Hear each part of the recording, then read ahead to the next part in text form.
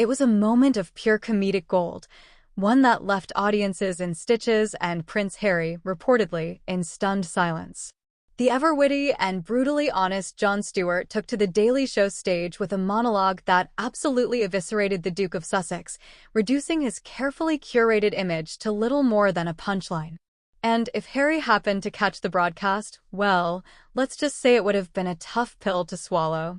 Jon Stewart, a master of satire and political commentary, has never been one to hold back. His sharp observations have humbled world leaders, celebrities, and media moguls alike. But this time, his target was none other than Prince Harry, the self-exiled royal who has spent the last few years positioning himself as both a victim of the monarchy and a crusader for privacy. Stewart, like many, saw the glaring contradictions in Harry's actions and wasted no time in exposing them for all to see. Opening his segment with his signature smirk, Stewart began, "You know, I really feel for Prince Harry. It must be so hard being a multimillionaire, living in a mansion, flying private, and, oh, wait, no, I don't feel for him at all." The audience erupted into laughter, instantly setting the tone for what would be a ruthless takedown of Harry's ongoing media saga. Stewart continued by addressing Harry's seemingly never-ending grievances, whether it's his disdain for the British press, his fractured relationship with the royal family, or his complaints about the so-called burden of privilege. "This guy gave up being a working royal because he wanted privacy," Stewart scoffed. And yet, here he is, in every interview, in every documentary, on every podcast. I mean, I'm starting to think this guy doesn't know what the word privacy actually means. One of Stewart's sharpest barbs came when he tackled Harry's lucrative media deals.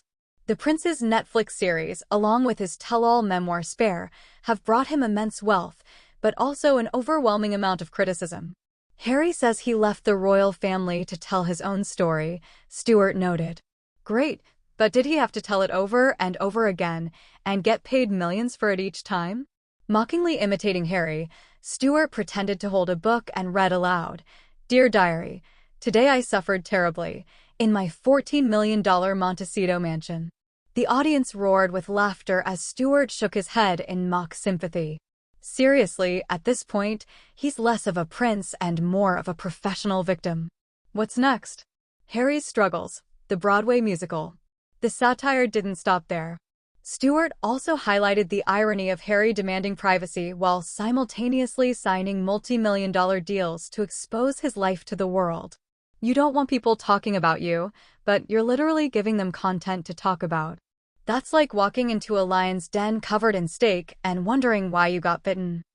Perhaps the most savage moment of the segment came when Stewart addressed Harry's frequent emotional displays, particularly his grievances about being mistreated by the royal family.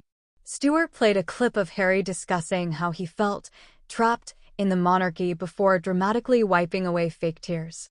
Oh no, poor Harry. He had to live in castles and go to charity events. The horror. Stewart cried in mock despair. He then added, "Look, I get it. Family drama is tough. But most people don't get paid $100 million by Netflix to whine about it." Even Meghan Markle wasn't spared. Stewart playfully compared her to historical figures who had supposedly transformed men. Look, I'm not saying Meghan Markle is the Yoko Ono of the royal family, but man, Harry went from being a fun-loving party prince to a guy who gives TED Talks about his feelings.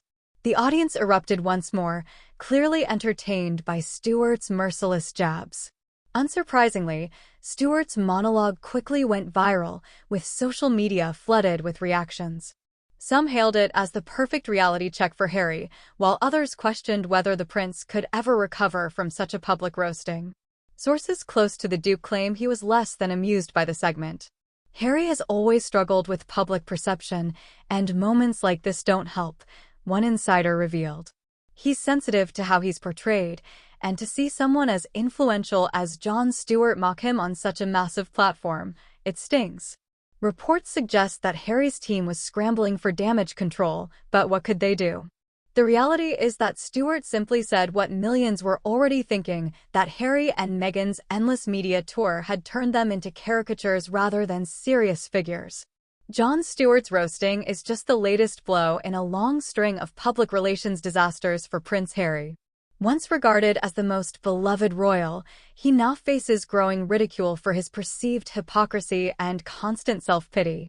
Despite his attempts to control the narrative, it seems that public patience is wearing thin.